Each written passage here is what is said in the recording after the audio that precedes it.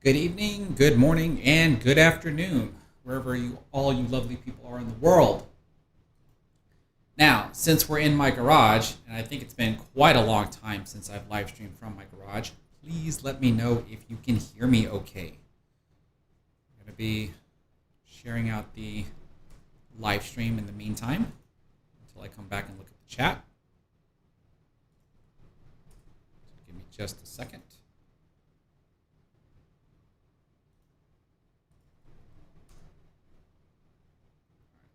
Should be that. Yeah, the echo is going to be here. I haven't really figured out a way to get rid of the echo as of yet. Let alone because I'm in my garage. I've got soundproof panels in here and stuff, and I obviously have to put in more. And unless I'm like this close to the microphone, the echo is going to be apparent. It's only when I'm in my office that there's less of an echo. And actually, I was going to use one of my wireless microphones for tonight because I want to make sure that I could be heard clearly. But it looks like it needs to charge because I haven't used it in quite a long time.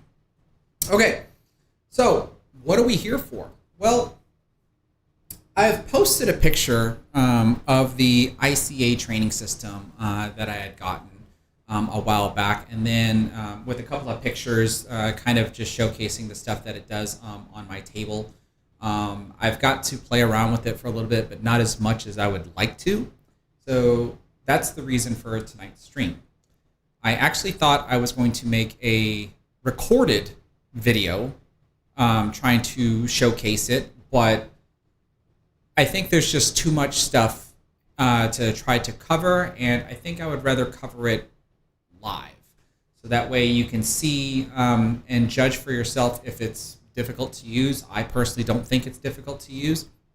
And so what we'll do is I will take you through the setup, like what I did to set everything up, and then of course show you the system itself, show you what comes on the system already and what you can do with what already comes on the system, and then show you how to build your own drills, which I've already done 2 of my own drills. I don't know if I'm calling them mine because I made them. Do they already exist out there in the world? They probably do.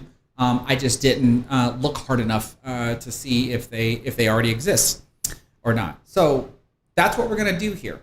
The only problem is that I have to set the mood. What do I mean by that?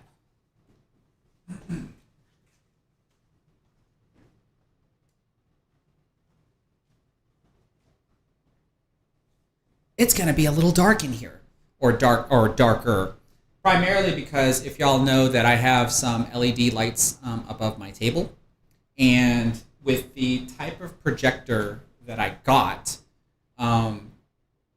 it actually outputs just enough lumens to be able to penetrate the light that's hitting the table and can actually be seen. But in this type of environment, it can be seen better. Now, what I am going to do, though, is because since you can barely see my face in this view here, I can at least increase this a little bit.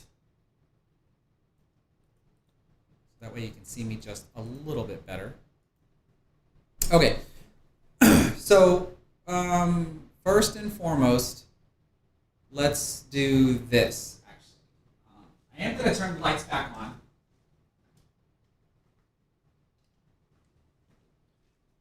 Because I want to show you where the system is actually at. So I'm going to take this off. Hope nobody gets motion sickness.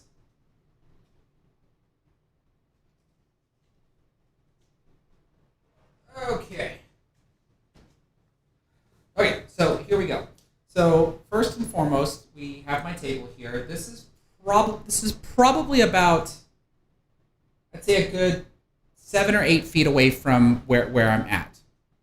And then, if we look up, there's the system. You have the projection system, and then what this little piece is right here, that is the Raspberry Pi sitting on top of a mount that I put up there. All the wires are provided along with the projection system, and then I turned my garage light bulb socket into a outlet, an actual power outlet for me to plug everything into it. So the actual projection system and the Raspberry Pi are both plugged into the garage light. So this is I want to say this is approximately about 3 feet away from my table, and I can probably say I probably should have made it about 3.5, maybe 4 feet away from the table for it to be like, I guess, absolute perfect. And no, actually, I'm sorry, I retract that statement. I wish my ceilings were a little bit higher, so that way my projector could be mounted higher up and then shine almost directly down onto the table. But that's the setup that I have right there. You'll be seeing me use this keyboard that I have here on my table as we set everything up. Put this back. Oh, nobody got motion sickness from that. Let's see here. We're going to be doing a lot of raw stuff here on the fly. So be prepared. Oh, that's too low. But do me a favor, everybody. Please give this stream a thumbs up. Doesn't matter if you're on Facebook or YouTube. If you're on Facebook, I would really appreciate if you share this to your Facebook profile so that way your friends and family can get to know me and hopefully get interested in pool, especially with what I'm going to be trying to showcase off for tonight, as well as maybe your favorite pool groups as well. And then, of course, if you like this on YouTube, then you help me out in the YouTube algorithm so that way more people can discover the live stream while I'm streaming, or let alone after the fact. Let's see. What is this? Q Sports Academy from Facebook. You're saying a short throw projector can be an upgrade later and for the limited height. I'm not sure what you mean by that. I'm not too familiar with the projectors and everything else. Well, actually, you know what? I know what everybody's already going to be interested in, and that's going to be the price of this stuff. And not going to lie, this stuff is pricey. But I think it goes to say that if, as a software developer, I can attest to how much the software actually costs on top of the actual equipment that you have to go along with this. Now, full disclosure, I didn't actually pay for the ICA training system itself. The creator, Robin, actually contacted me when I was doing a bunch of YouTube shorts and Facebook Reels, and I was showcasing off the Moonlighting Billiards, which is also one of my sponsors, and I do need to make sure I give my sponsors their due diligence here in a second, and wanted to offer me the ICA training system to be able to help him advertise the system as well. The only requirement on my part was that I had to buy the projector. So that's when I started doing the research on trying to figure out, well, what type of projector do I actually need to have because of the amount of lights that I have in here. So the projector that I got is actually more expensive than the system. So if you're wondering what type of projector you need, the best answer is going to be it depends on how much lights that you actually have around your table, because you're going to want your projector to basically output the same amount of lumens, if not more, than the amount of lights that are currently around your table. So that way everything can actually be seen on the table. What the heck do I mean by that? Well, let me at least give you this. Let's switch to this. So right now, my garage light is on, or my table lights are actually on. So you can see everything here. So if I were to attempt to bring up the menu here, you see how you can barely see it? I mean, here, physically, I can see it. But because of cameras and, unless I were to play around with color grading and color correction and stuff, it's a little difficult to see with the amount of lights that I have going on right now. But this this should allow you to see it a whole lot better. Now, whether or not if it's legible to everybody, that could be something completely different. You're just gonna have to let me know. And this is the part again that sucks about doing my live streams here, because I'm trying to figure out how do I actually read the chat while I'm over here at my table. Whoops, I don't want to block the projector. So let's actually clear out of this. Let's do this. And let's do this. Okay, so oh, and I forgot. Let me do this. Like I said, everything that's happening tonight, everybody, is going to be raw, uncut. So that way you can see what we're going to be dealing with. So, as I mentioned, I had to buy the projector myself. And if you're wanting to know the projector that I got, it should be in the description box below. The projector that I bought off of Amazon was about $859, which, like I said, is more expensive than the system itself. Now, what you're going to be interested in is how much does the system cost? Well, here's what I can do.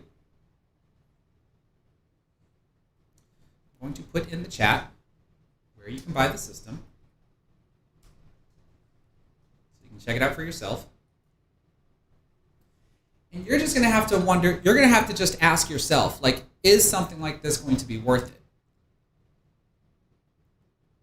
As a person that basically tries to promote the sport, promote the game, and of course help everybody get better, even at the skill level that I'm at, I totally geek out over this stuff. I think what I've been able to do so far, I think, is rather amazing to see that someone actually took the time to develop this stuff to be able to help an individual's game out. So you can ask yourself, is this money going to be worth it in the long run? I think that's really going to depend on you.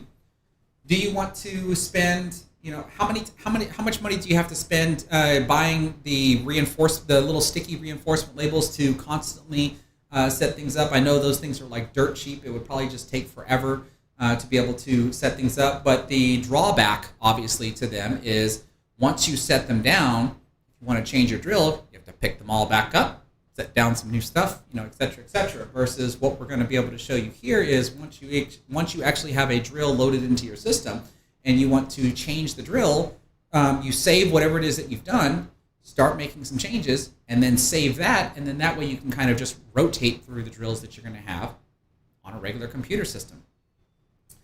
So one thing I can offer you is this, because I have personally spoke to Robin about this, and he has offered me a promo code to where if you attempted to buy the bundle, that is this, and I think it either applies to just the bundle or it applies to just the software.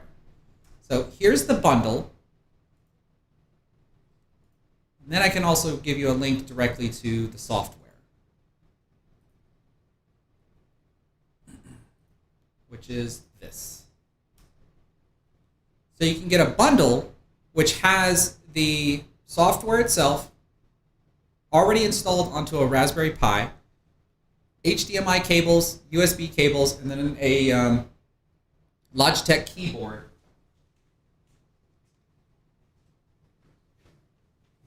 Logitech keyboard that looks like this, that has a trackpad mouse on it. The promo code that I was offered is just LC, Lil Chris initials, LC, and it's gonna at least get you $50 off of your purchase. That was the best that I was able to negotiate with Robin, and I've been thinking long and hard about what I could potentially do for a lucky subscriber. Not a Facebook follower, but a YouTube subscriber, and maybe helping one lucky person get one of their own.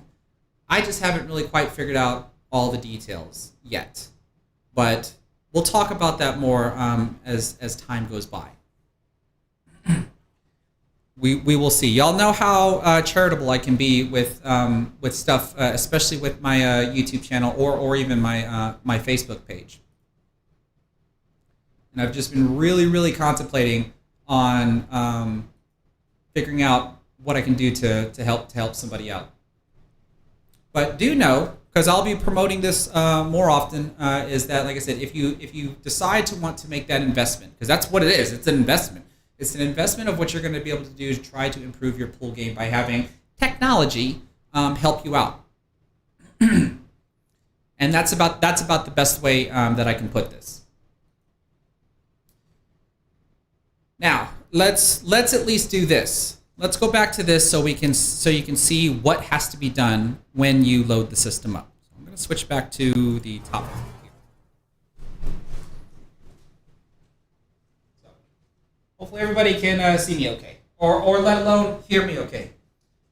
Now, when this is first installed, you got the projector pretty much covering the table. You should be able to see the mouse moving here. The first thing that has to occur is that you have to calibrate the system to the size of your table.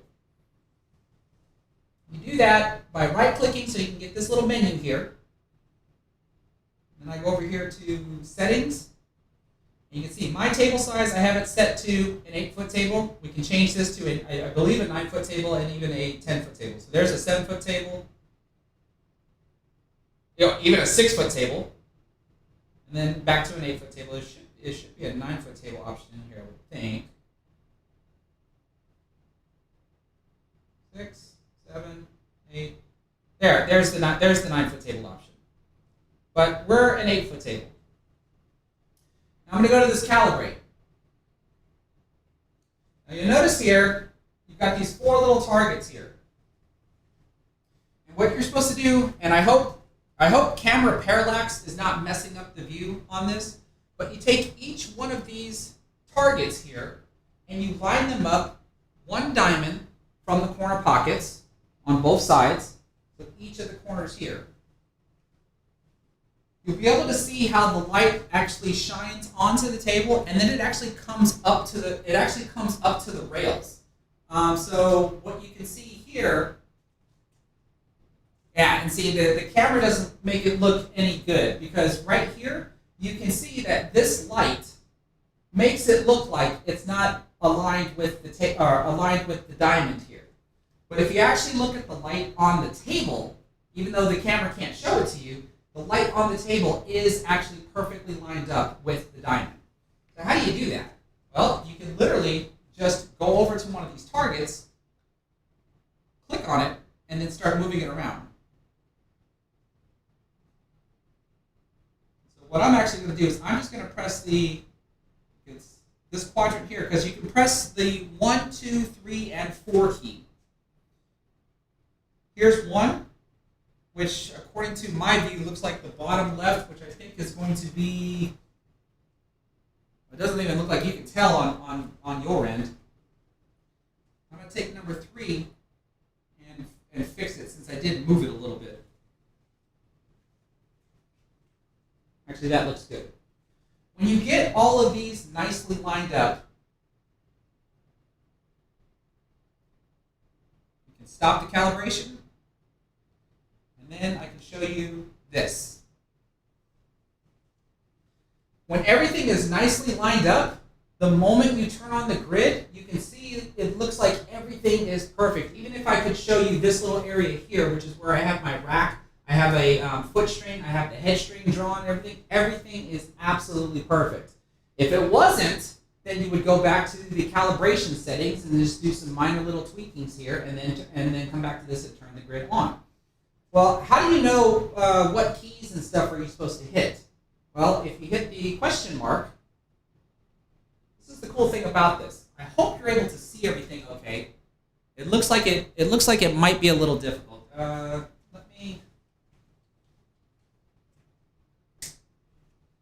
see if this helps. I don't know how dark I'm going to have to make this on my end. Actually, you know what? It's going to be just because of the GoPro.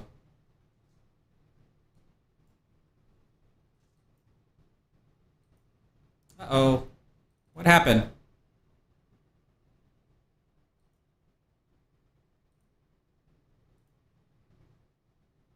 Give me just a second, folks.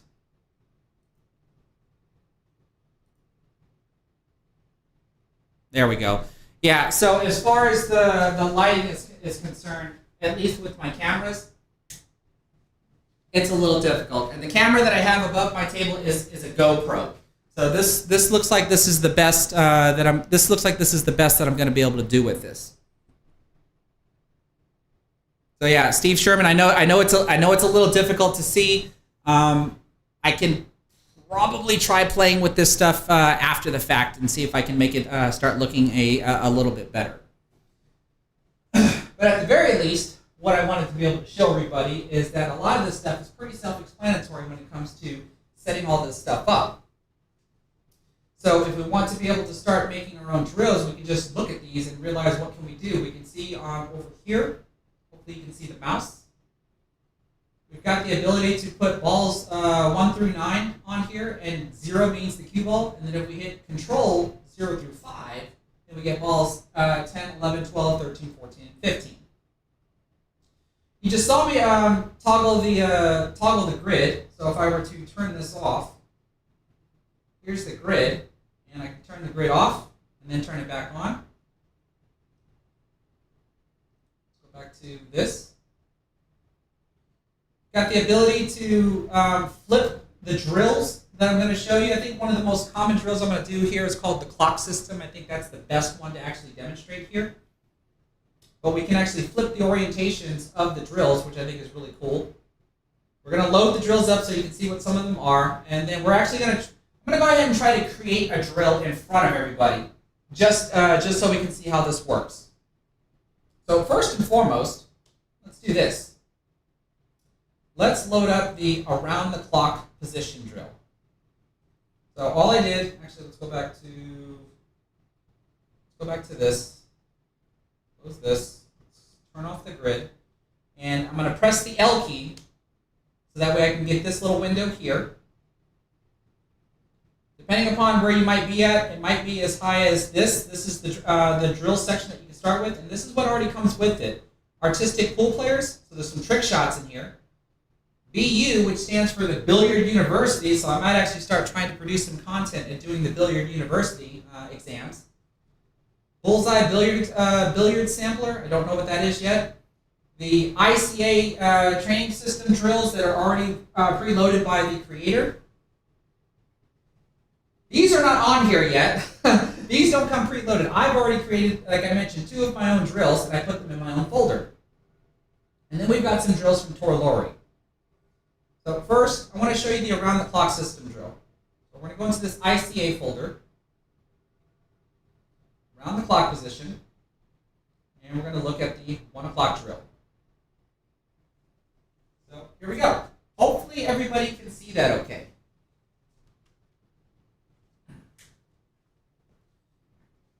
Now, before I actually get started, can everybody tell me if y'all can hear me okay when I'm out there? I know it's going to be really echoey when I'm out there, but is it at least legible?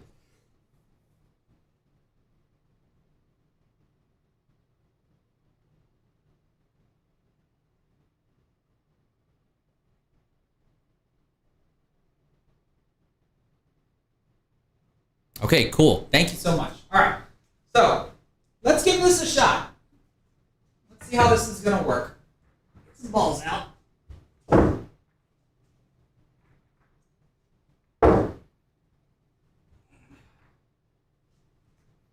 right. So hopefully what you can see here is we have a cue ball diagram right here that gives you some sort of indication of where you're supposed to strike on the cue ball. We've got a power meter here. I honestly do not know what the numbers are supposed to really represent. I haven't really obviously if the power meter was filled all the way up, then that would be like hit it extremely hard. So this one says we're supposed to use a power meter of 2, but I personally right now do not even know what a power meter of 2 means for myself. So we're gonna figure that out as we go. So we got a place to place the cue ball. So that's what I'm gonna do. And then we've got a place to place a ball. And since this is 1 o'clock, let's go ahead and place the 1 ball here. Now we can see we've got a ghost ball that we can aim at, and you probably can't see it on the screen as good, but this line right here is actually green, and this is the tangent line. This would be the 90-degree line that the cue ball is supposed to travel if it has no forward roll and it has no backspin on it. But because we're going to hit at 1 o'clock, we're hopefully going to see that my cue ball is going to travel along this line, hit the rail, come over here down this line, hit the rail, and then hopefully land in this zone here if I do everything correctly. Get the mouse out of the way. Let's see if I can actually do this.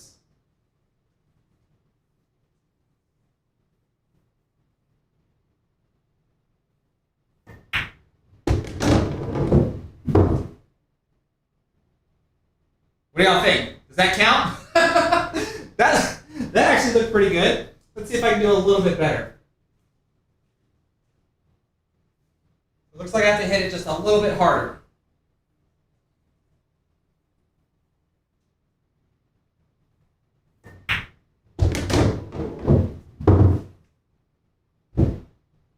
Well, at least I'm being consistent. And obviously, what are you supposed to learn from this? Well, you should be learning how the cue ball moves along the table, especially with the types of side spins that you're using. That might be too much spin.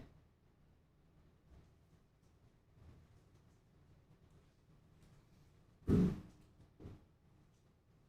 right, so I think the power was right. I must have had a little too much side spin.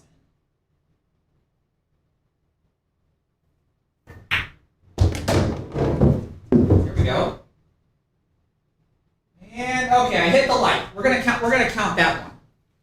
So now all I have to do is hit the up arrow, because if you remember, there was a list of drills that were actually inside of that folder. So if I just hit the up arrow, now we have 2 o'clock. I'll place the 2 ball here, and then hopefully you're able to see that the cue ball diagram has changed as to where you're supposed to hit. And this is pretty much, if you look at the cue ball and think about how you're looking at a clock face and knowing where 12 o'clock is, which is straight top spin, 1 o'clock is a little bit of top right, 2 o'clock is a little bit more right spin than there is top spin, 3 o'clock is absolute right spin, so on and so forth. Now, let's see with 2 o'clock on the cue ball, can I get to the designated target?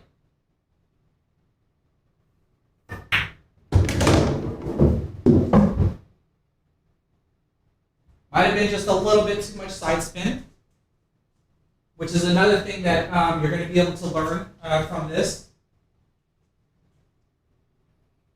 Let's not use as much side spin as we did last time.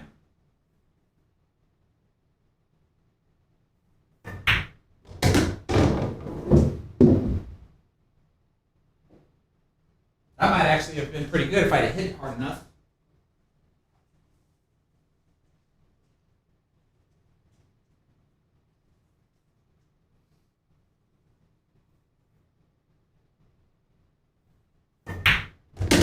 That might be perfect. Oh, not quite. Let's try one more time, see if we can get a little bit better.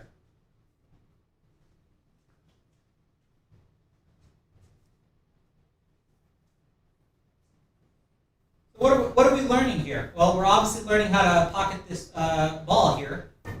And then we're learning about cue ball transitions. There we go, I finally landed in the target. We're learning about cue ball transitions. And then we're learning what types of spins that we can actually use to maneuver around the table. So now here, let's try absolute 3 o'clock and see what we can get.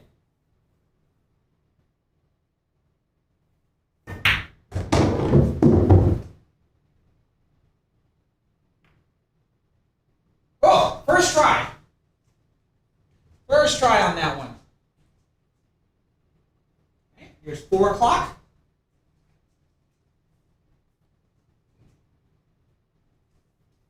Now we actually have to try and hit the short rail. And notice how much closer and closer we're starting to get to the tangent line as we move down below center on the cue ball.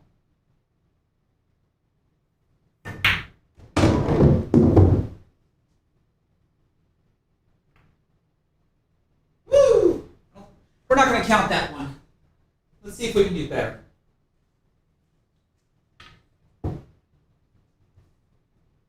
That was actually pretty good, but let's see if we can do better.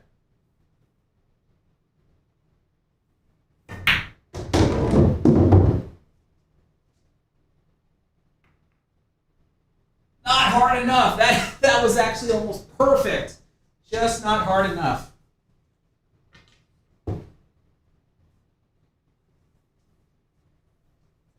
Now we're going to try the same thing. I'm just going to hit a little bit harder.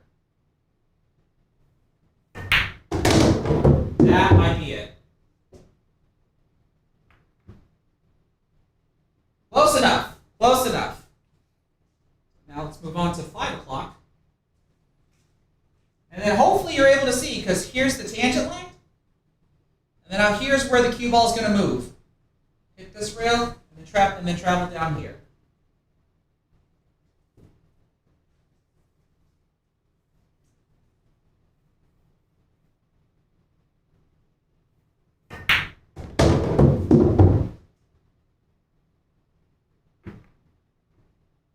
Oh, what do we say? Do we count that one? Let's see if we can do better with see if we can do a little bit better.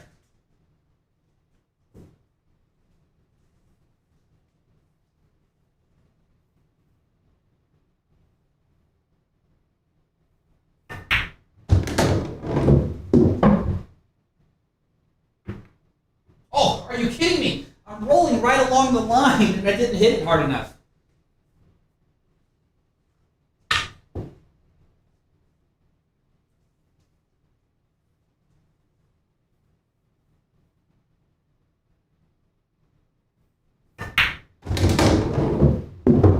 That's not going to be hard enough either. Oh, wait a minute. Oh, yeah. Just a little bit more.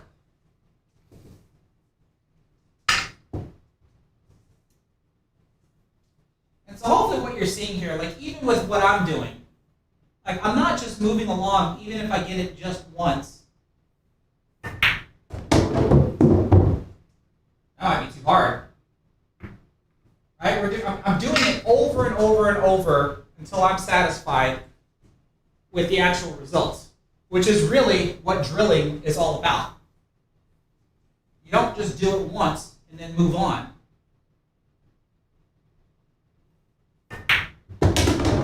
Nope, didn't have enough bottom spin on that one. Let's try a couple more times.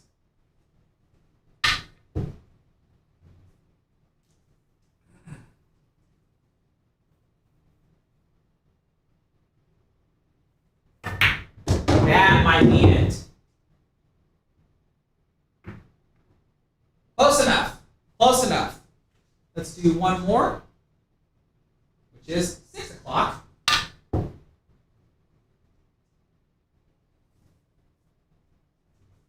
You can see 6 o'clock is pretty darn close to 5 o'clock. Now we're just using straight bottom spin.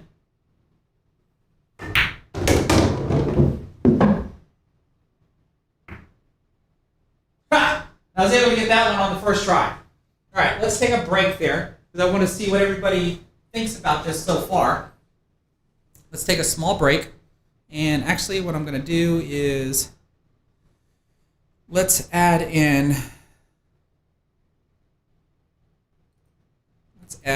this guy in. Hi, everybody.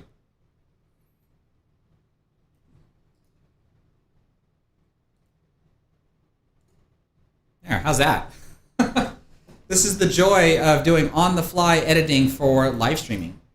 But what I would really like to know is, what does everybody think of the system so far?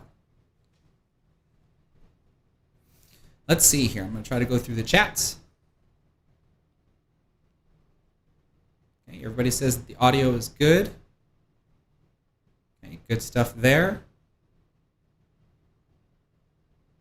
And you know what? I realized something here. Let's see here. What can I do? What can I do? Let's go back to this.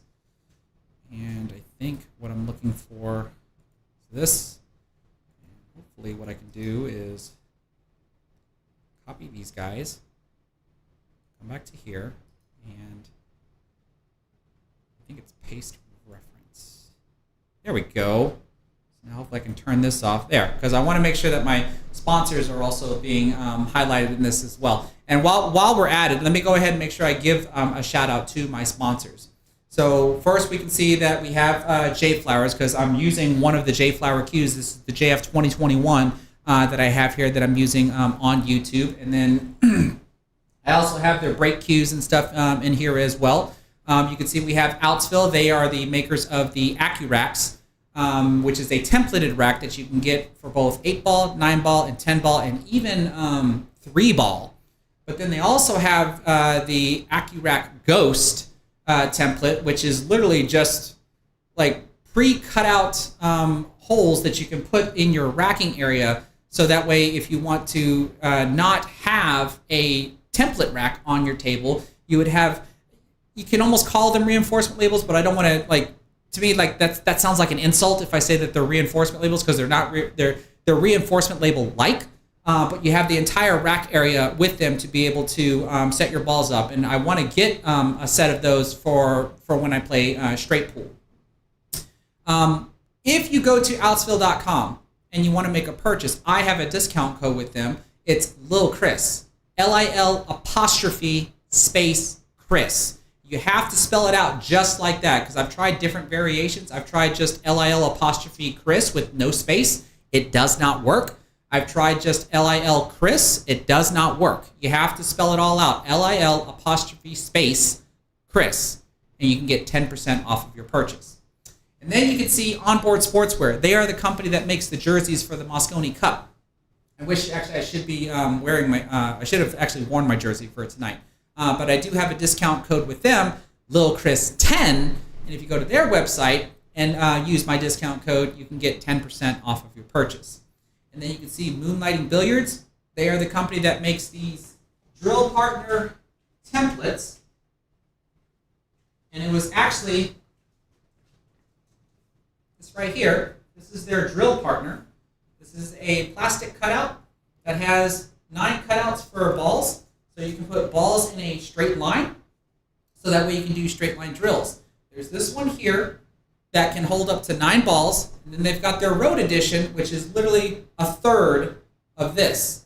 So that way you can just have 3 that you would want in a straight line, or they have ones that are curved that can hold 2 balls at a time. And if you put 3 of those curved ones together, you basically get a half circle.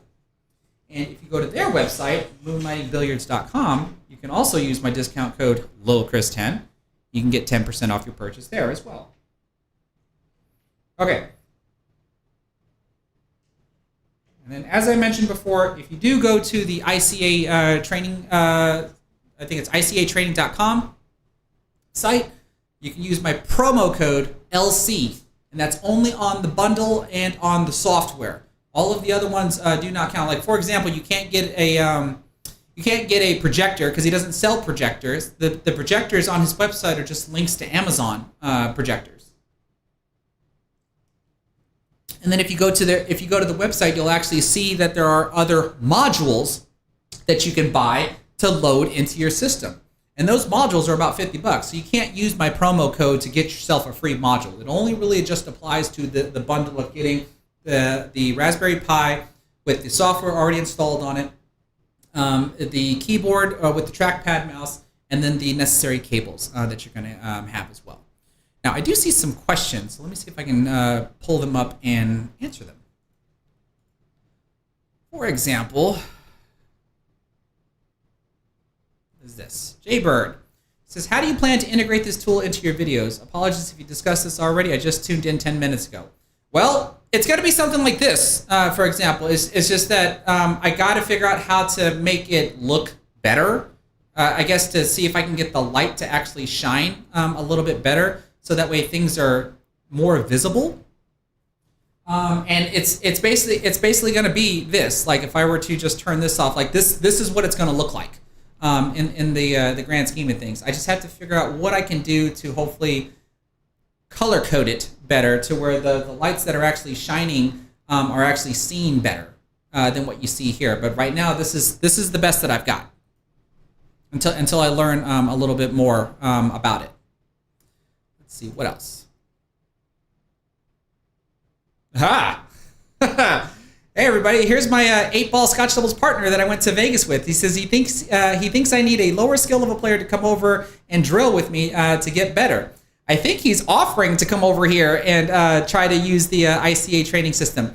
And if he is, how many of y'all would like to see that? Josh and I already have planned to, I want him to come over so that way we can review our 8-ball Scotch doubles matches that we had in Las Vegas. That's eventually going to happen at some point in time.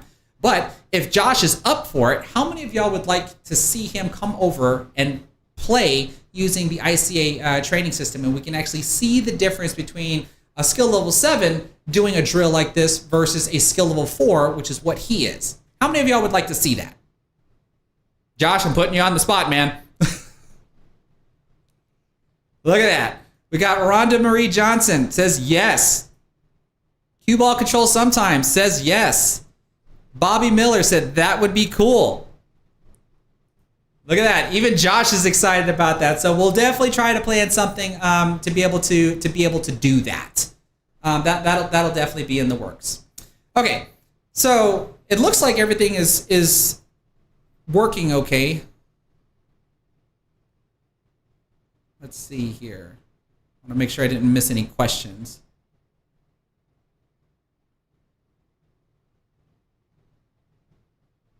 Yep, this all looks good. Let's go ahead and start finishing. Oh, what's this? Hold on. Stefan Sibotaru, I hope I pronounced that correctly. Says, will you start doing a review on Q-tips? You've tried over 30 tips on my Synergy, and now I've tried the How Titan Soft, and it's phenomenal. Now, I actually used to use the How Soft Tip on my Predator Black 4.5. But right now on my JFlowers Cue, I'm using the Taom Pro Soft Tip because I am also sponsored by Taom. And actually, Taom, I do apologize because I don't think I mentioned y'all when I was listing off all of my sponsors. So there you see it right there also in the upper right corner because I am sponsored by TaomBilliards as well. I just don't, unfortunately, have a discount code with them anymore. I did at one point in time, but not anymore. And everybody's heard me talk about this before. I am contemplating on selling stuff for them. I have to purchase the chalk, tips, gloves, all of their items at a dealer price, and then I can sell them on my behalf as well. But I've heard about the How Titan tip, and you said it's phenomenal. So I might have to try to get a hold of one and maybe put them on one of my other cues that I have just to be able to test it out. I think that would be pretty cool. But now, you know what? Let's go ahead and finish off the clock drill if we can.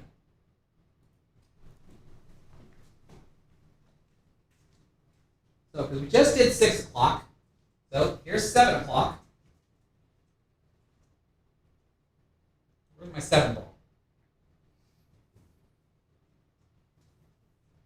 Okay, so now we're on the left side of the cue ball.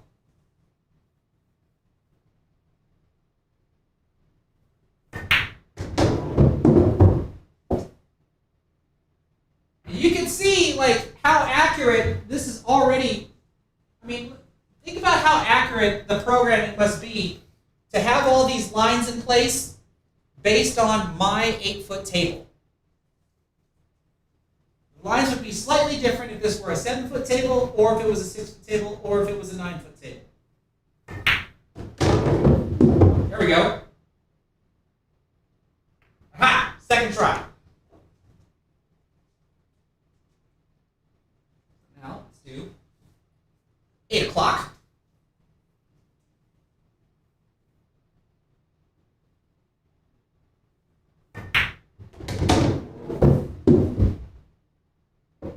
Woo! First try. Oh, now I gotta get these balls out of the way. All right, 9 o'clock. This is getting interesting.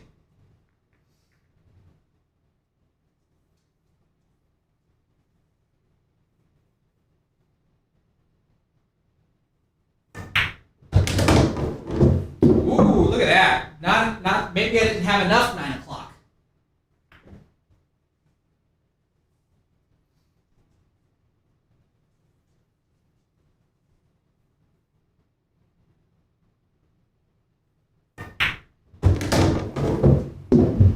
There we go. Not exactly down the line, but still the right idea. What does 10 o'clock look like? This is getting interesting.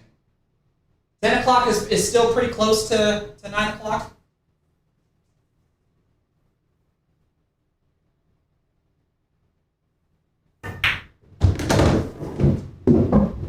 Ooh, looks like I need more side spin.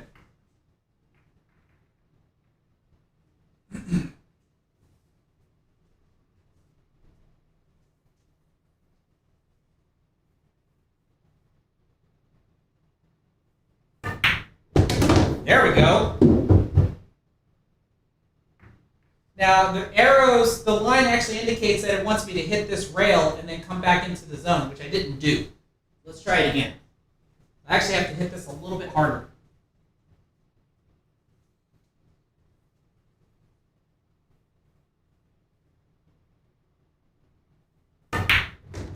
Oh, maybe not that hard because it traveled along the tangent line too quick or too much before the topspin took effect.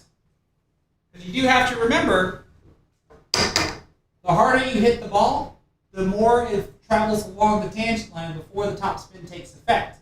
So I have to hit this just right to make sure that the topspin takes effect almost immediately, and then the side spin brings the cue ball back.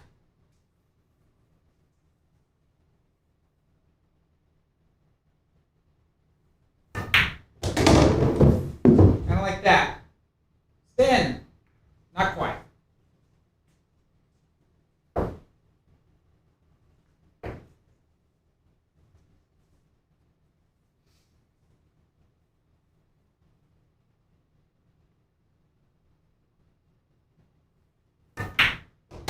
There we go. Except I'm not going to hit the rail. We're going to count that one though.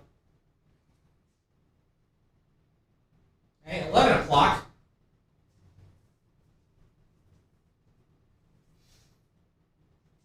Sheesh. Let's see here. Let's see if I can actually incorporate the rail on this one then, since it wants it. Kind of like this. Oh, almost. Just not hard enough.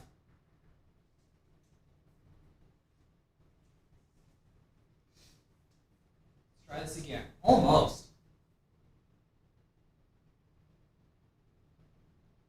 Nope, not enough side spin.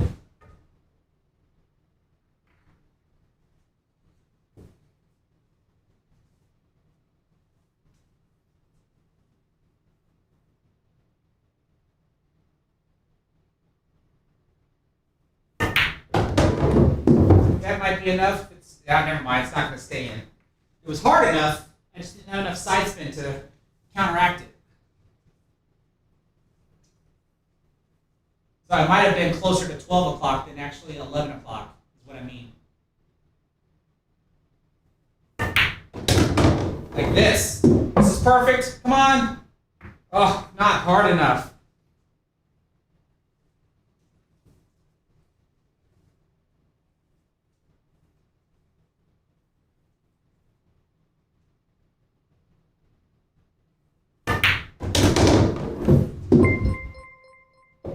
You know what the hard part is that when the ball is coming back this way, it actually has spin to make it go this way. So that makes me wonder.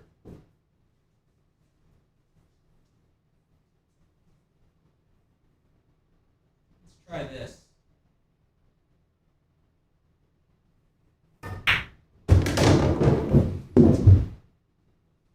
That's a little bit better. It doesn't seem that either my rails are too springy or I'm just not hitting this good enough. Let's see here.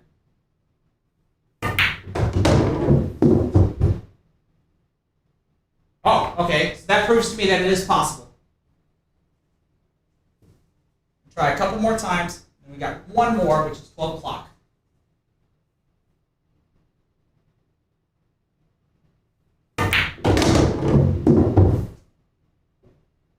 Getting light. Close enough. Close enough. There we go. And then last but not least, 12 o'clock. these out of the way. Straight topspin.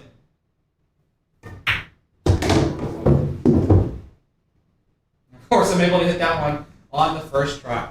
Okay, so there's the clock system drill that actually comes preloaded on the system. So what does everybody think of that? And oh, actually, before I forget, this is what I meant by how you can flip this. So now we can do it on the other side, or we can do it down here. One or the other. I think the only difference is that when you're doing everything on this side, you have to think of it as flipped. In other words, let's do, there's 1 o'clock. Okay, so here's 3 o'clock on the cue ball. But if you look over here, that's not 3 o'clock, is it? That's 9 o'clock because of the orientation that we ended up flipping this in. So we've got 12 o'clock, 1 o'clock, 2 o'clock, 3 o'clock. So the whole thing ends up being flipped when you decide to do an orientation like this. Versus the default is to be on this side, so everything is pretty much nicely aligned. So I hope that makes sense.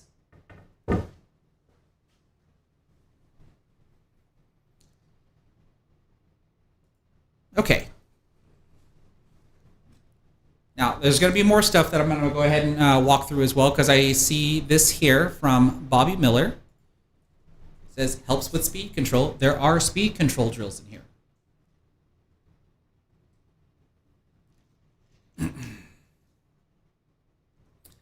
Let's see here. What else do we got?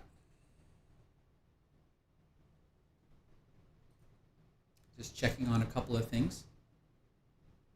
I see I have 88 lovely people here on YouTube. I'm not entirely sure how many of y'all are on Facebook, but everybody that is here, thank you so much for being here. Ha! Craig, instead of cues, we need these for giveaways. Well, I mean, I'm thinking about trying to figure out how I can help one individual have their own version or have their own system in their home. I of course cannot purchase the entire thing. I think that would be a little unreasonable, wouldn't you say? Because like I said, my the projector that I bought was almost $900, so that way we're able to see what we can currently see, and with enough lighting that I have in my garage as well. Because if I turn on my actual garage lights that I have above my table, you wouldn't be able to see what's on the table. Matter of fact, let's do that.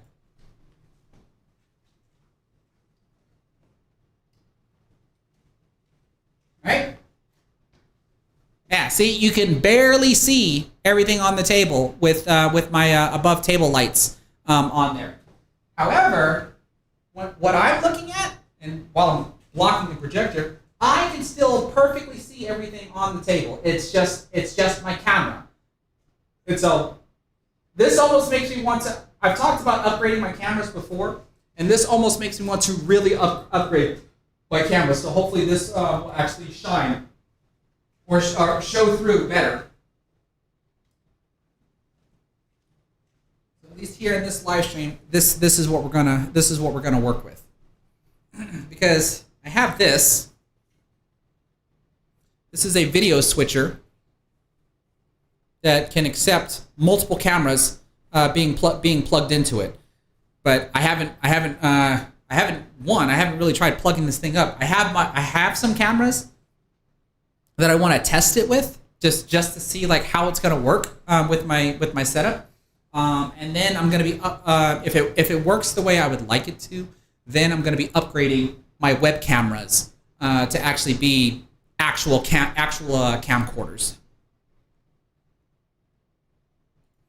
Yeah, see this? Rack Accoutrement says he's got a 40,000 lumen projector, and you can see it even with the lights on. See, mine wasn't even. That's ridiculous. Mine is only. Are you sure it's 40,000, or is it 4,000? Because mine only outputs at 3,800 So are you absolutely sure that it's 40,000? That seems like ridiculously high.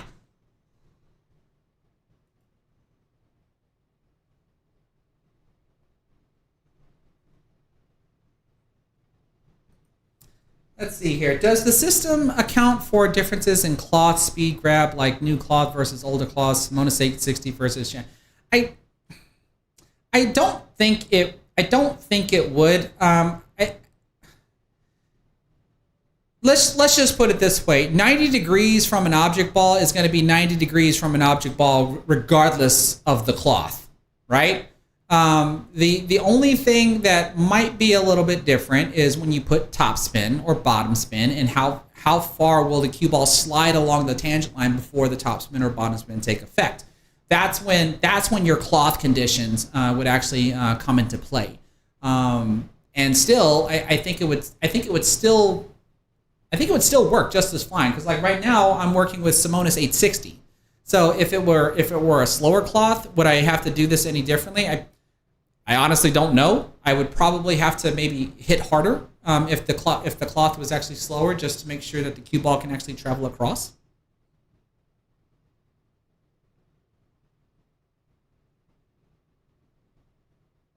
But I'm not entirely sure.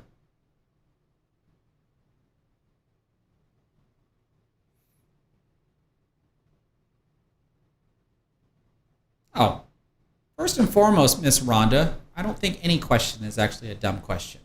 You're saying, does the system work regardless if you shoot left-handed or right-handed? It's not going to matter. If I were to take any of these clock shots that I was doing, do you think it's going to matter if I shot it left-handed or right-handed?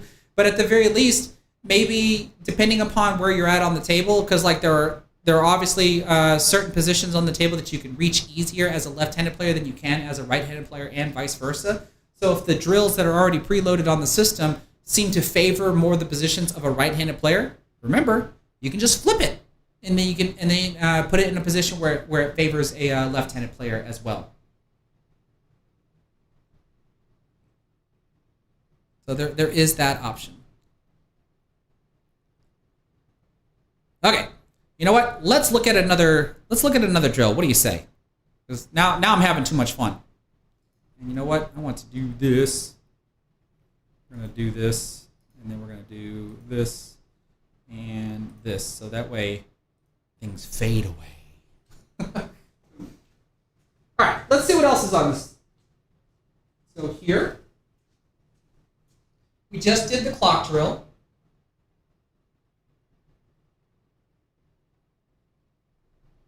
Speed control. We just talked about speed control. Let's see what's under here for speed control.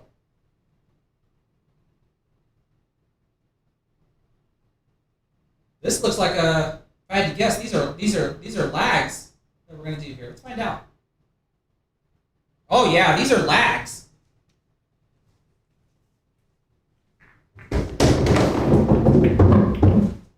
So, how hard do I have to hit this cue ball to land in that zone? Let's find out.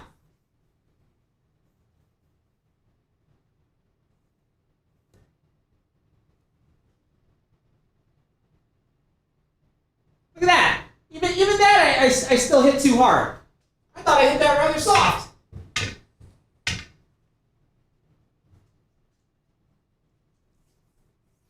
Try this again.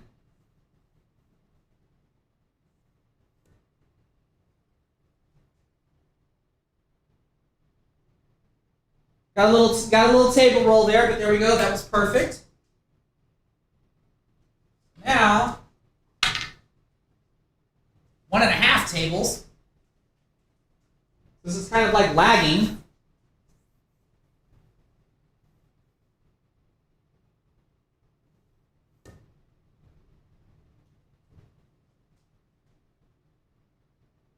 Hey, look at that. First try. Okay, here's the real lag.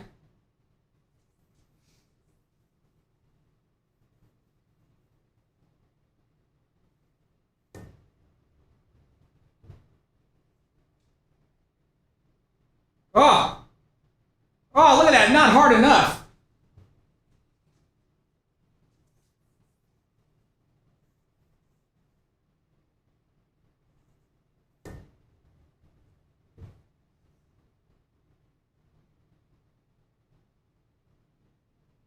Oh, come on. How cool would that have been if I actually got the cue ball to land right where it started? Okay, so now we got to go two and a half tables. So I got to hit the, what would be actually my head rail, because this is the foot rail, and then back into the middle of the table.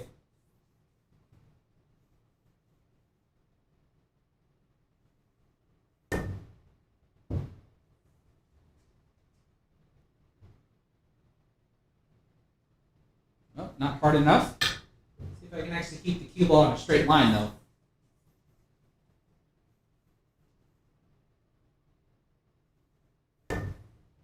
Nope, never mind. Still not hard enough.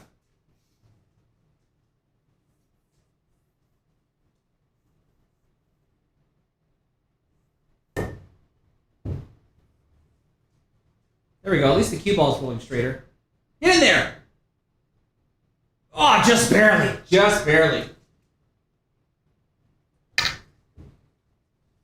So, does anybody remember my how to improve your break video? Because where I was basically doing this, where you use the power of a lag to determine how hard you're actually hitting the ball by watching how far it travels across the table.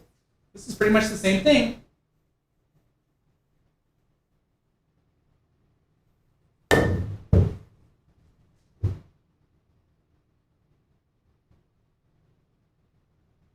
Ah, first try. I don't know about this. Whoop. I don't know about this one though. See how hard? Whoop, that's a sit ball. Where's my cue ball? There we go.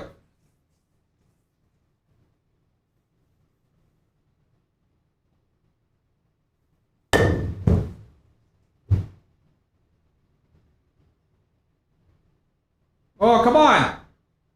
Oh, jeez. Not hard enough.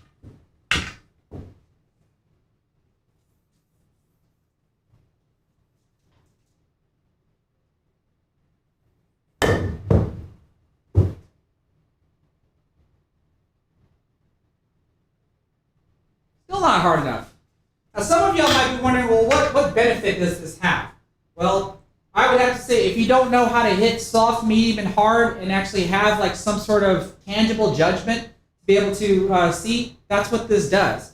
Because what we can try to do later is we can take this and see what we can do with some sort of positional drill. Let's see if there's any positional drills in here.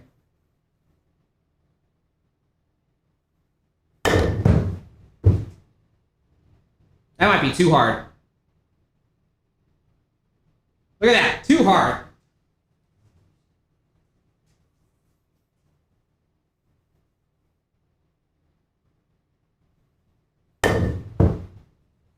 That's not going to be hard enough. And I'm not even keeping good cue ball control. Which everybody should understand, right? Because the harder you hit the cue ball, the less control you're actually going to have. I mean, I could sit here and try to practice this all night long until I get that cue ball traveling straight up and down.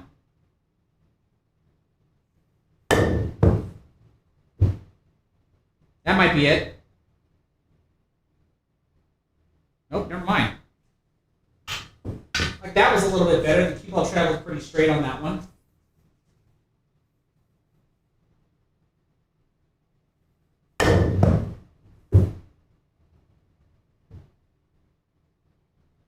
Oh, jeez. At least I know it's possible. I'm either hitting it too soft or I'm hitting it too hard.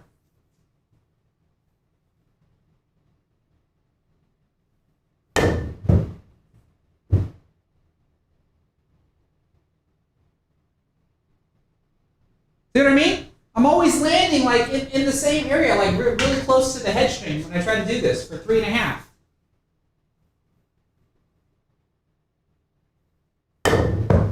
That might be too hard. And I lost the control of the cue ball. Sheesh.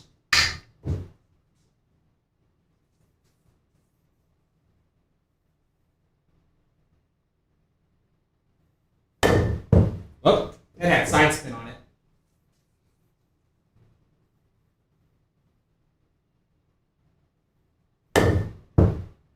That had had side spin on it as well. Now I'm not being accurate here. Come on.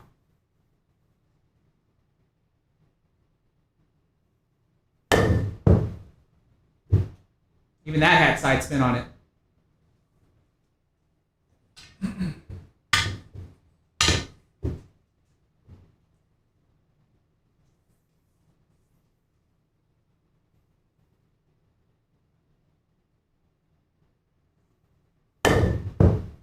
That's a little better, but it's not going to be hard enough.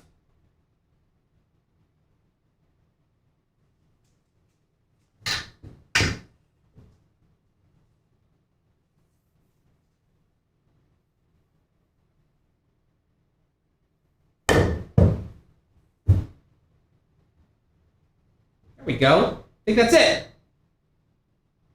There we go. I finally got it. Speed 4.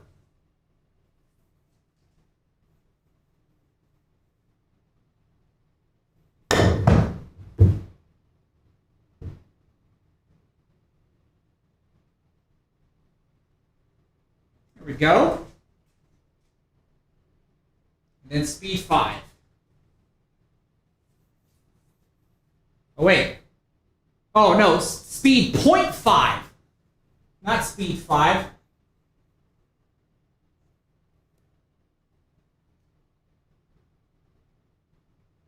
There we go. And then back to speed 1. Sheesh. Well, clearly speed 3.5 is something that I have to work on, and I probably need to make sure that I clean my table really good as well. I don't think my cue ball should be rolling off as far as it did on some of those.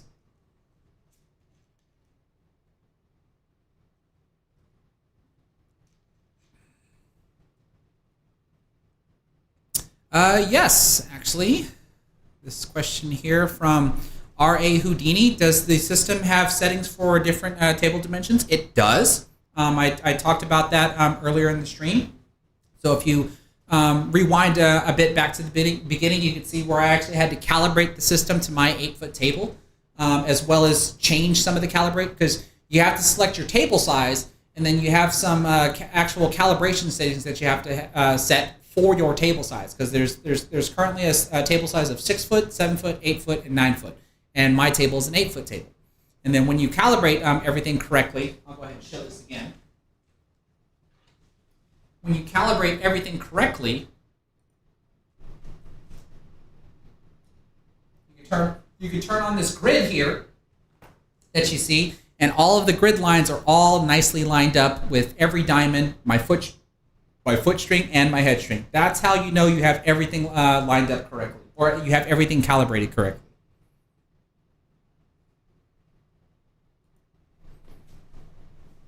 All right, let's see. How long have I been live streaming? Little over an hour. So we'll do a little bit more. Take a couple more questions, and then I'll probably try to do one more thing that's actually in here. Let's see here as I go looking for more questions.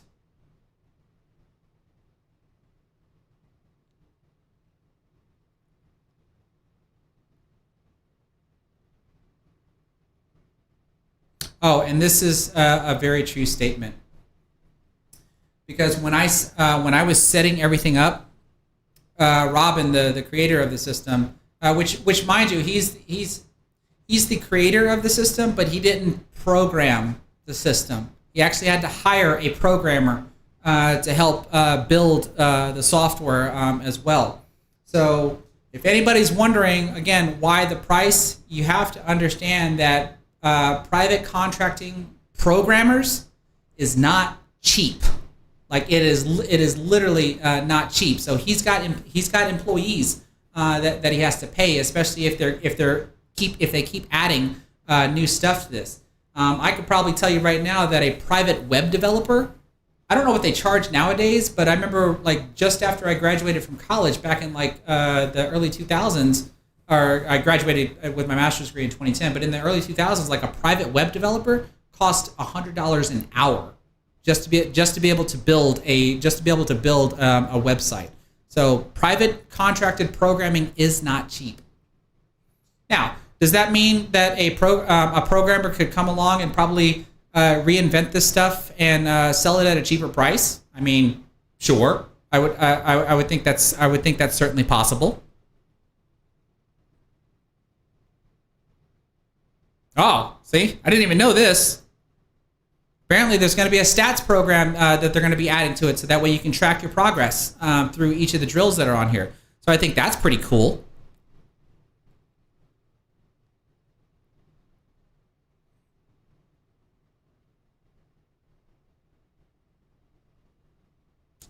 Let's see here.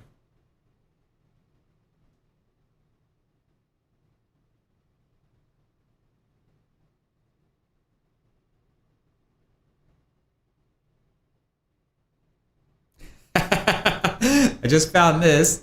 Nobody needs more lag training than Miss Rhonda Marie Johnson. Everybody needs lag practice. All right, I tell you what. Let's look at what else is in here. I'm going to clear this off by hitting Shift-C.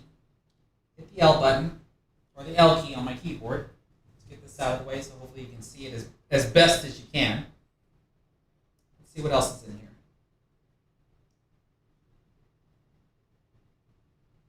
Safety challenges. Let's look at safety challenges. Oh, there's a lot of stuff here. What do we got? Let's see. We've got cue ball here. 6, 7, 8, 9. Oh, this is a 9-ball safety. All right. Let's get the balls out. 6. Got the 6 ball here. 7, 8, 9.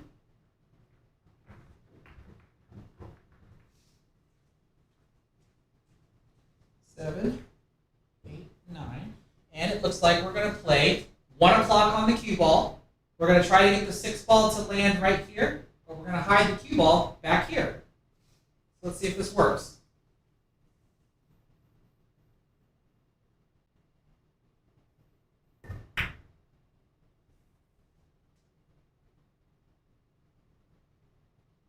And I would say that's pretty darn accurate. If I'd have hit this just a little bit harder to actually come all the way up here and then still be able to stick the 6 ball right here. Because please don't expect this to be precise. Right? That would be unreasonable if you expected this stuff to be like absolutely precise. I mean, I might be able to practice this enough to make it look precise, but that's why I wanted to do this on a live stream.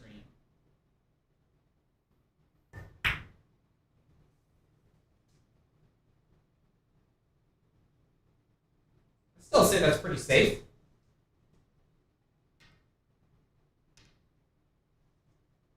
Let's see if I can actually get those 3 rails though.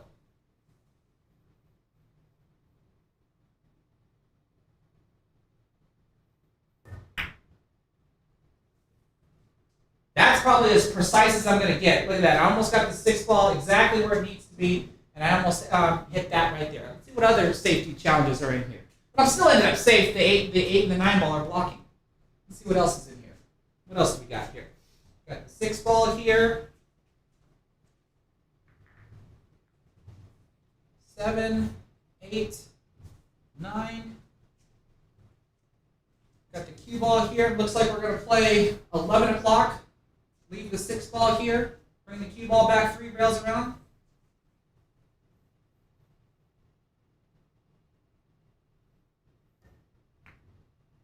Oh, not if I hit too soft. Let's try that again.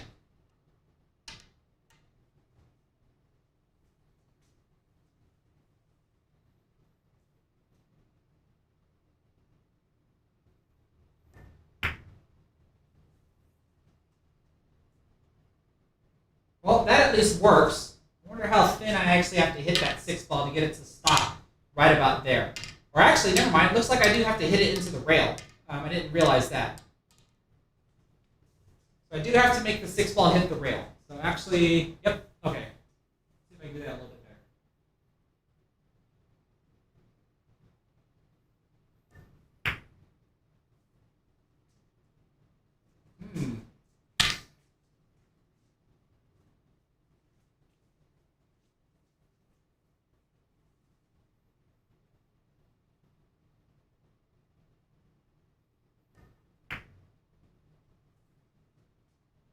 There we go. That's kind of like the right idea.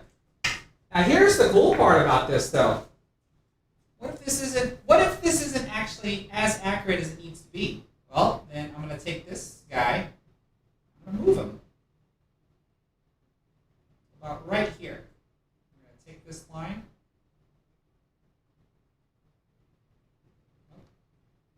Maybe this is the part that I need to look more into the system. Oh, there we go. Reshape the track. There we go. That's what I'm looking for. Let's actually move this a little bit. Okay. Let's see if that's a little bit more accurate. Now, I haven't saved anything. That little change there is not saved. If I were to reload the drill, everything would move right back to where it was.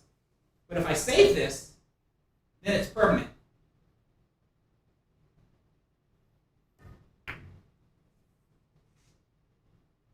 That's a little bit more accurate, but I gotta control my cue ball now. Let's make sure that I put enough spin on it.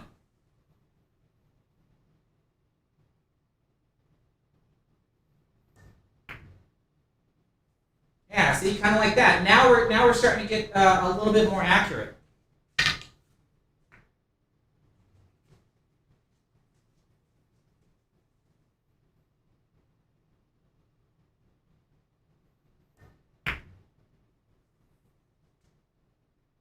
There we go. That's pretty close. So actually what I can do now is if I go to the next drill and then come back, now this should be right back where it was because I didn't save it. Let's look at this one. Let's see what we got here. 6 ball goes here.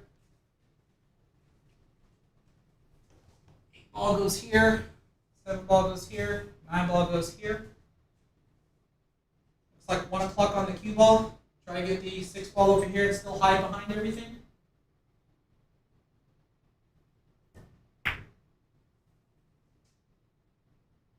Well, not quite. Looks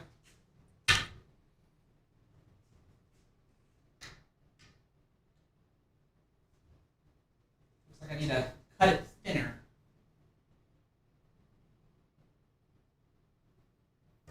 Kind of like that. Look at that, that's almost perfect. Still end up being a little safe. I just have to do something like this just to be able to hopefully score a legal hit.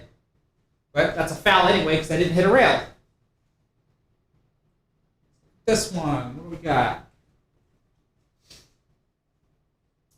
Let's see, we've got cue ball here, 7, 9, 8. 6 ball. So this looks like just a little bit above center on the cue ball. It's naturally going to come over here. Oh, not if I miss the ball. See, and this is why I wanted to do this. I feel much better about doing this on a live stream. That way you can actually see mistakes occur.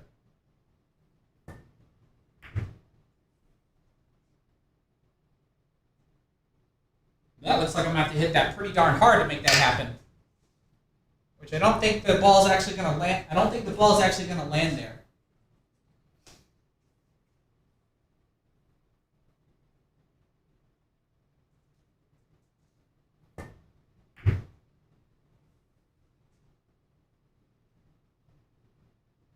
It's a little better.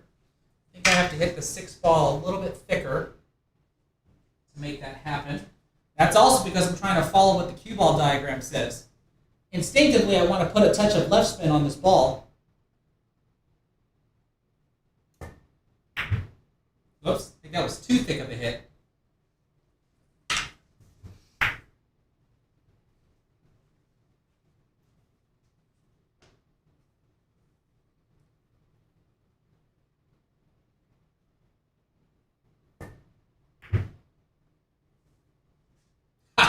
That doesn't work.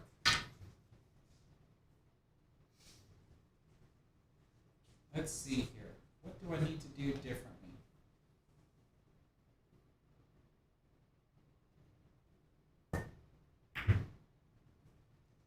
There we go. That actually looks good. Now I just got to dial in the power. So I think I got the angle of the hit correct. Just misjudged the power. But if I hit any harder, then the 6 ball is definitely not going to land where it indicates there. But this might work. There we go. Only problem with something with a safety like that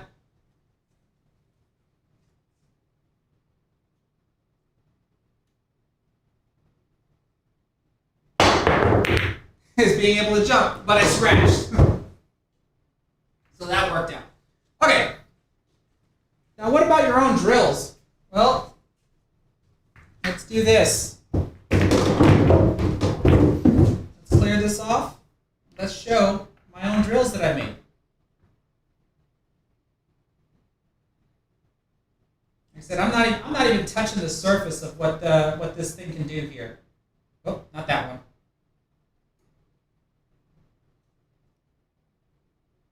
Go. Let's do climb down the tree. I made this myself. So,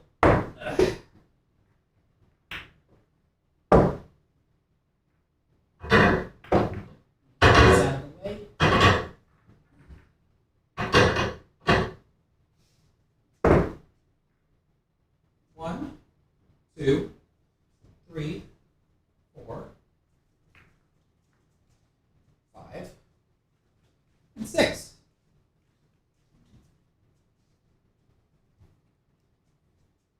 I can even add a ball right here if I wanted to make it slightly different. What's the objective here? Well, in my opinion, to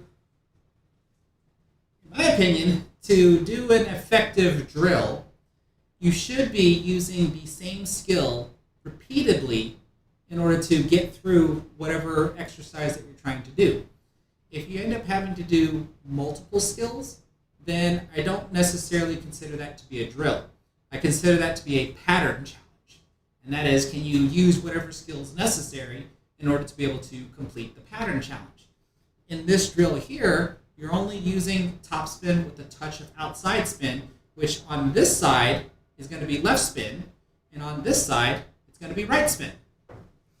So you're always using a rail to get position.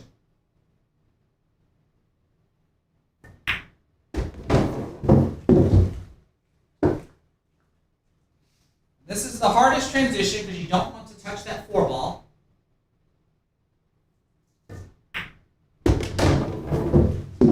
And you can clearly see if I don't roll far enough, now I don't have a shot. Let's try it again.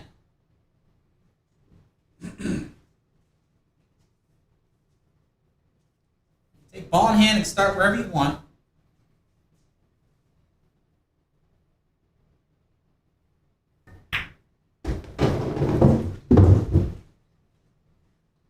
Last time I hit this shot too soft.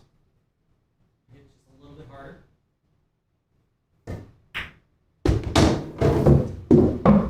That's not hard enough either. And for those that are wondering, yes, it took me this many tries just to record the short that I posted of this, along with the Facebook reel.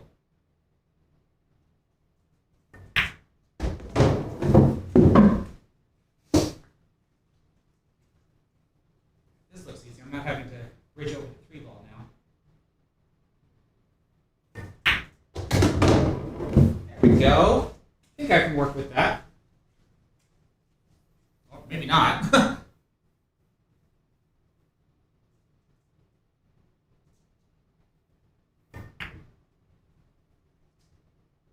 Oh, not quite.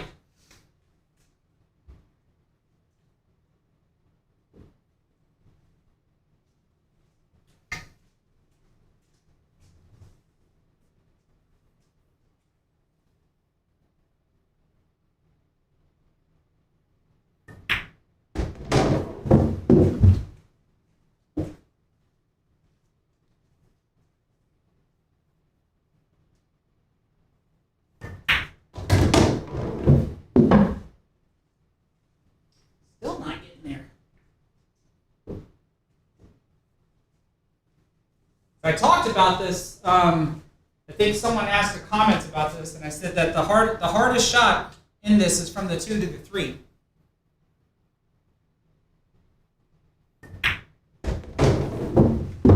All while trying to avoid contact with the 4 ball.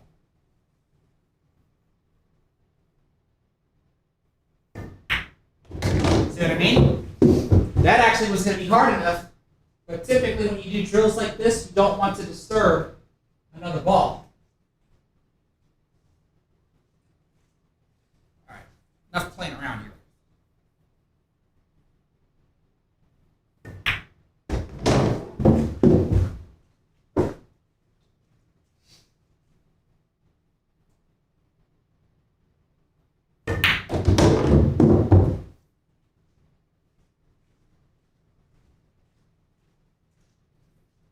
Rolled it far enough.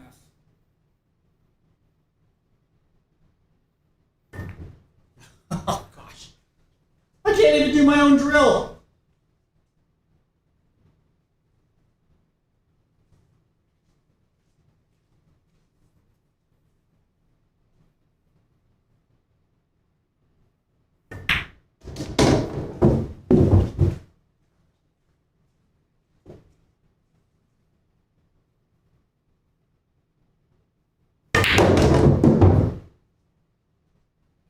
Now some might wonder, well, why not draw? Well, that defeats the purpose of the drill if I'm going to use another skill. I'm always using outside spin. There we go.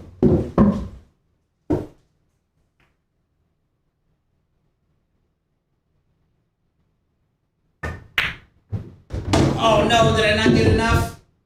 Nope. I'm going to try to complete this for everybody.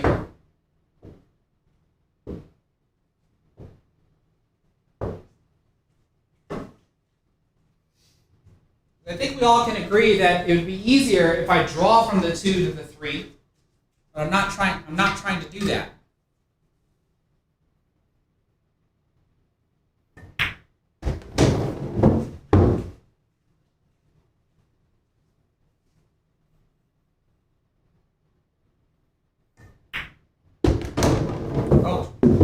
Look at that. Actually went too far, right? Because look, isn't this easy to do this?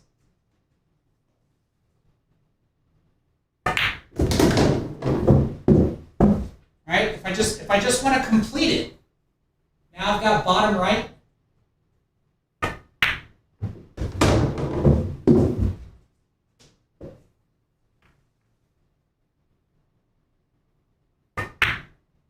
All right, if I want to just complete it, this is what I can do here.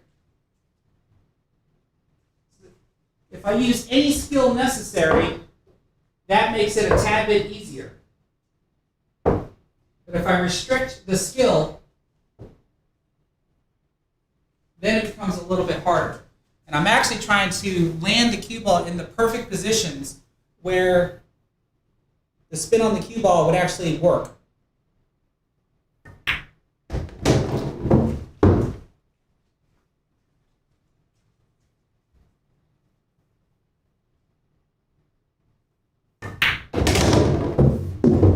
That actually looks pretty good.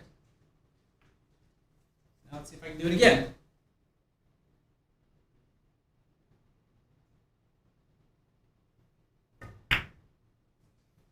There we go.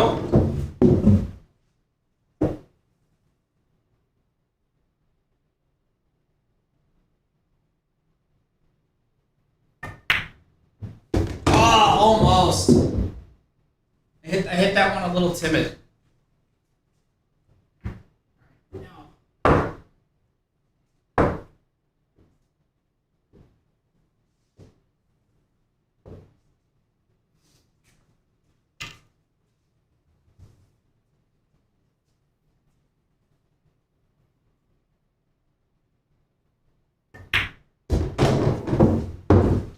Slow down, cue ball.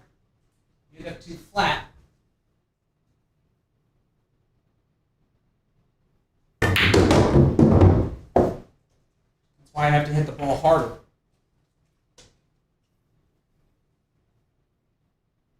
This one ends up being a 2-railer.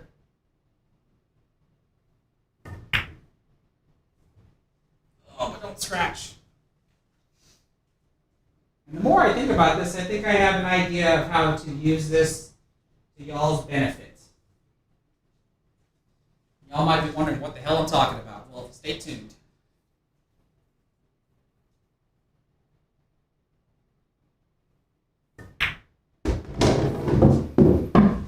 And I tell you what's funny? It didn't take me this many attempts to actually complete this when I first recorded it while wearing my head cam. That's not going to do it.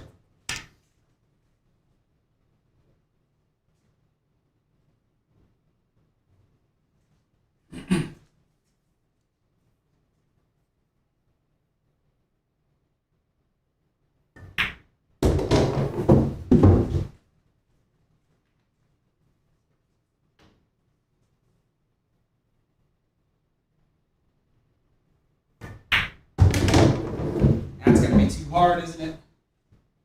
Oh, nope. We're good. We're good.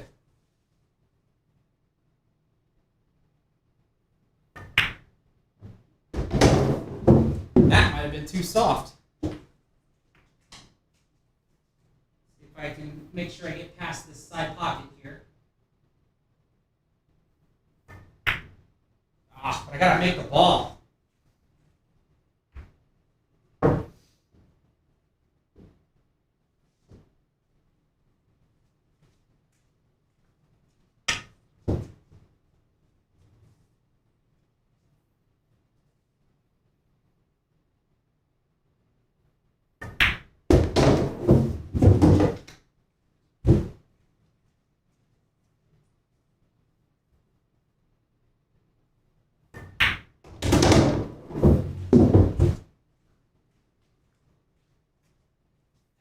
Too soft, but we're going to try to work with it.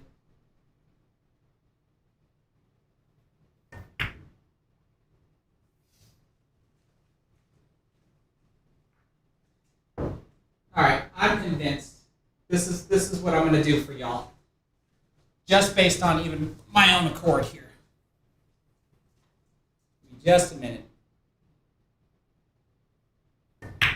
Don't get flat. Too flat. I'm actually on the wrong side of the ball.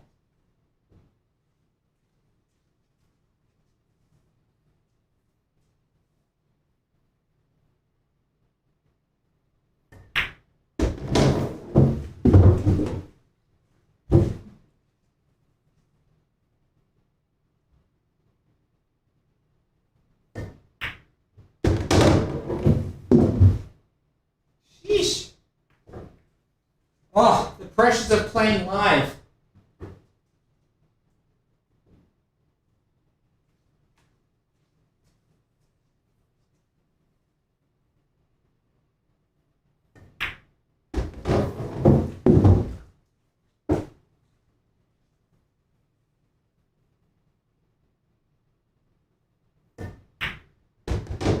Oh. All right, I'm going to try a couple more times before I give up, and then I'm going to make the announcement of what I'm talking about. How is this going to benefit y'all?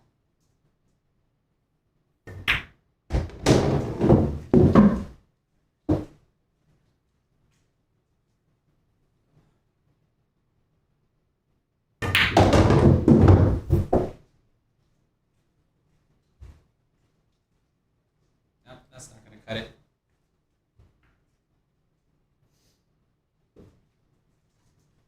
Maybe I need to watch my own short again to see how I did it.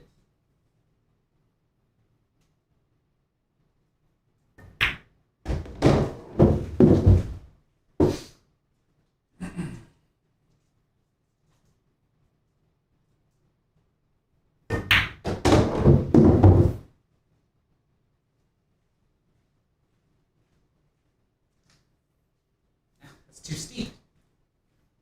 I'm going to lose control of my cue ball. So basically, I'm trying to land right about there when I go from the 2 to the 3.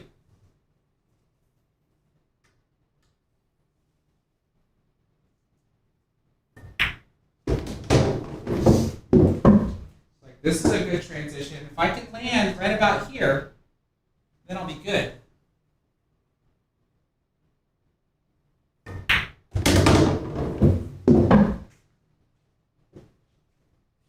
Like that. Maybe just a little bit farther.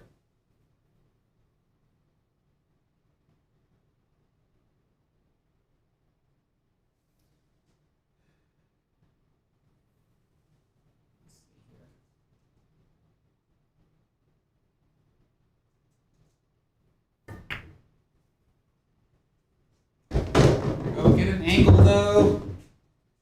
Yeah, see, I can't really just use outside spin on this one. That was like a little bit of stun. And now I'm at a point where I'm unleashing multiple skills.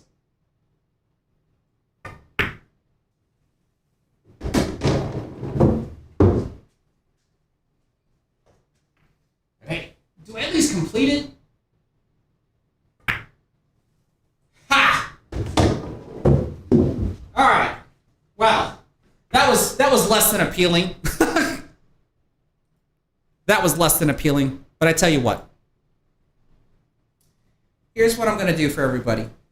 Or I'm going to give everybody an opportunity. And that is this. Y'all just saw me struggle on that drill. So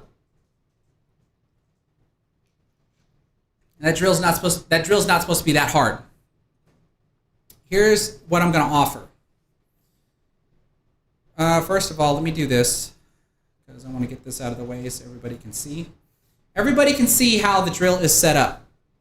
You've got the one ball, one diamond away from the corner pocket, two balls on the other side, and then half a diamond closer to the rail, to the long rail. One diamond down is the 3 and the 4. And then on the rail at the third diamond from the corner pockets, or one diamond above the side pockets, is the 5 and the 6. So here's what I'm going to offer everybody. Anybody that records themselves doing this drill, and you always have to hit one rail. That was the whole purpose, is going side to side to side and climbing down the tree, is what I called it. Anybody that records themselves, send it to me or comment it here on this live stream after the fact. In about a month or two, maybe two.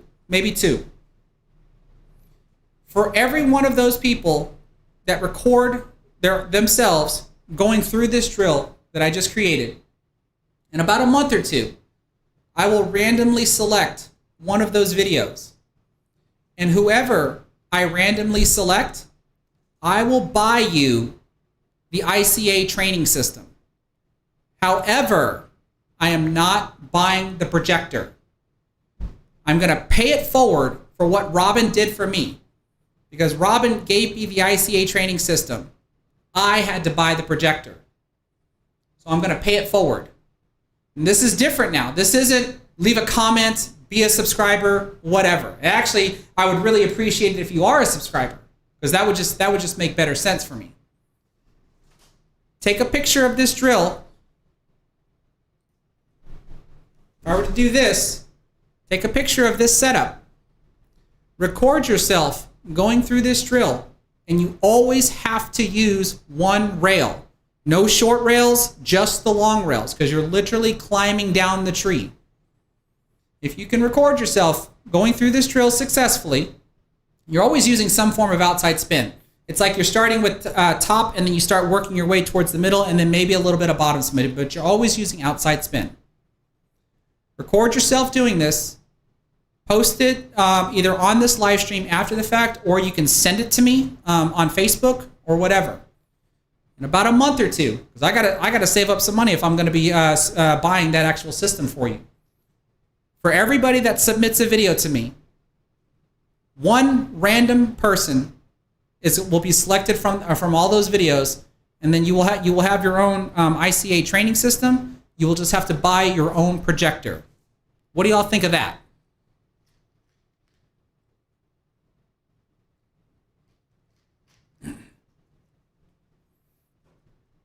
I think that's more than fair. Wouldn't you say?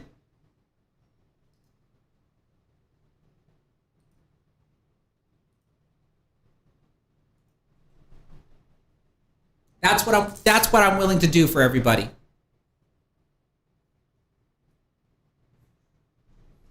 Who's all up for that contest?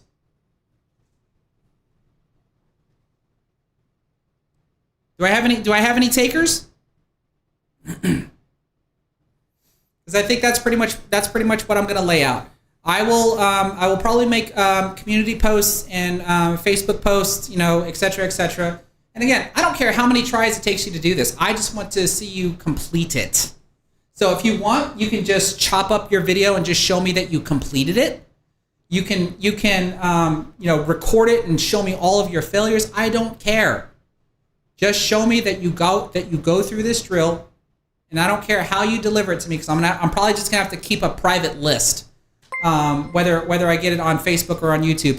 Brian Asher, thank you so much for subscribing to my YouTube channel. I really do appreciate it. But I'm probably gonna have to keep like a private list of those that actually give their submissions. The drill must be completed to my rules. Once again, set it up like this. Make all 6 balls. Always hit the side rail at least one. You can do 2 rails if you want to also. You cannot disturb another ball. Right? You have to make the 1, you have to make the 2. You cannot disturb the 4 ball when you transition to the from the 2 to the 3. You cannot disturb another ball. Everything has to be clean. So you always have to use a side rail. You cannot use the short rail, because I know it can be easy if you try to use topspin and go to the short rail and back out. Cannot do that. You always have to use the side rails and climb down the tree. Like I said, and I will make it an official post about it and tag this live stream here. But I think that's pretty much what I'm gonna call it on that. The stream is almost 2 hours long. There's so much that I can go through on this here, and I probably will in future live streams. We can look at the billiard universities. We can look at some of the Tor Lori stuff. There's all kinds of stuff that's in here, and then maybe I can try building a drill in front of y'all. But I don't think I want to do that tonight. I think I'm already just a little overwhelmed just doing what I did here. And as I mentioned before, I was contemplating so badly what I was going to be able to try to do that would be able to benefit y'all. And the only way I knew was to find some way to pay it forward. So what Robin did for me is what I can do for one of y'all. This is a good question. Anthony Weisenet, you're wanting to know, can you go behind the 4 ball? I'm going to say no. You always have to transition from above the ball and go down to the next row. Right? Just like you obviously can't go behind the 6 or behind the 5, right? You have to hit above it and then spin back the other way. That's the whole purpose of having the outside spins. Right, so when you transition from the 2 to the 3, you cannot go underneath the 4. It has to go above the 4 and then spin back to get position on the 3. But like I said, I will make an official post about it, and like I said, I'll probably wait 2 months. So y'all heard it here. It'll probably be 2 months. If I'm feeling froggy, maybe a month and a half or something. But that's when I'll actually pick the winner. And then I would also ask for everybody's permission for all of those that send me a version of their video. Would y'all permit me to make some sort of compilation of it and post it on YouTube or Facebook? Because I would really like to see. I would really like the world to be able to see people that participate in the stuff that I do.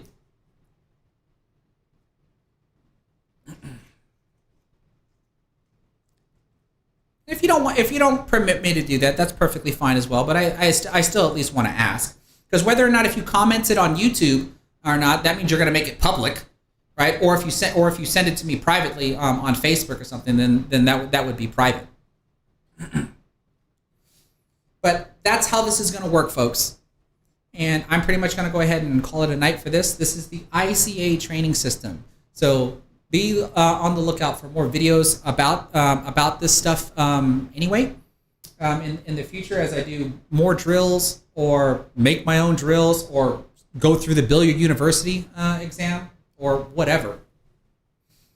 But as I said, this last drill that you saw me do, my climb down the tree drill, record yourself doing the drill successfully. You have to complete it. If you complete it successfully according to my rules, that will get you an entry into my drawing for a person to be able to win their own version of the ICA training system, but with no projector. You have to buy the projector yourself. I think that's more than fair. So, without further ado, if you haven't done so already, please give this stream a thumbs up, whether you're on Facebook or on YouTube. If you stuck around this long and then heard what the announcement's going to be, I think that more than deserves that this stream should get a thumbs up from everybody. I'm buying my likes and my subscribers and my followers. Sue me. Right?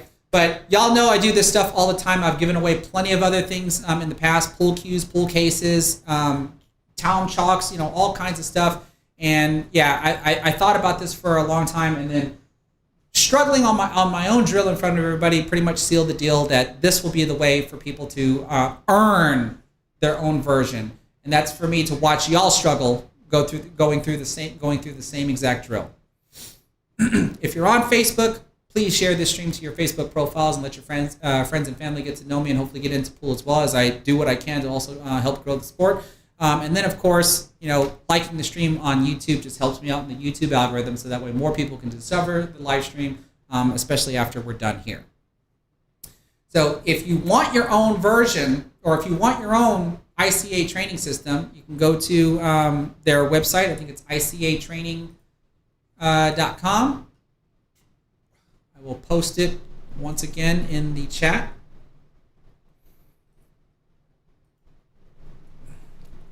Promo code LC.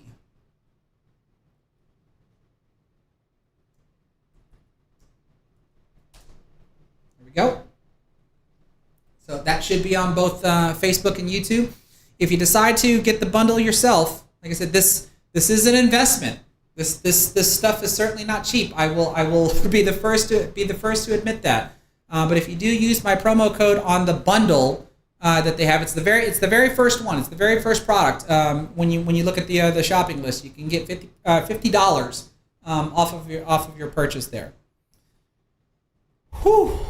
Okay. Well, I think that's pretty much going to do it for me, everybody. I hope everybody at least enjoyed what they saw here and can see the benefits of what you can get out of the ICA training system. So just look forward to more videos and more live streams doing this stuff, as well as me getting back into playing some more straight pool. And then I also still I've got more of my APA matches to review, as well as we heard earlier. I'm going to have Josh over here and have him go through the ICA training system, as well as eventually we're going to review our 8-ball Scotch doubles matches that we had in Vegas. So without further ado, everybody, thank you so much for being here, and have a good night.